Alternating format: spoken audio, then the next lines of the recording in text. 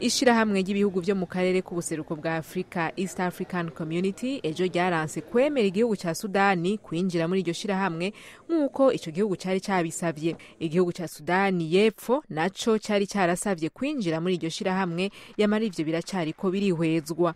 Ishirahamwe East African Community rigizwe n'ibihugu vya Kenya, Uganda, Uburundi, Tanzania n'u Rwanda. Nkuko abantu bihweza ibintu n'ibindi babivuga, ngo igihugu ca Sudani y'Epfo kiramutse cemerewe kwinjira muri iryo shirahamwe, ngo ivyo vyoca bigiha inguvu zo guhangana na leta y'i Khartoum yahoze itwara Sudani y'Epfo, kandi ngo umutekano wa Sudani y'Epfo wocumera neza kurushiriza.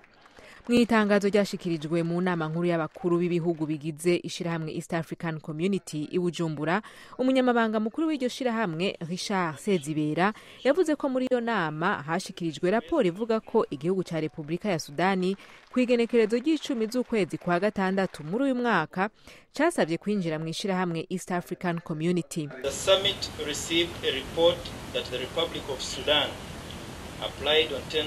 Mushingana Sezibera avuga ko iyo nama yisunza amategeko agenga ishirahamwe East African Community kwemerera igihugu kwinjira muri iryo shirahamwe, ngo bifatira ku bintu byose bisabwa n'iryo shirahamwe kw'igihugu kiba gikwije.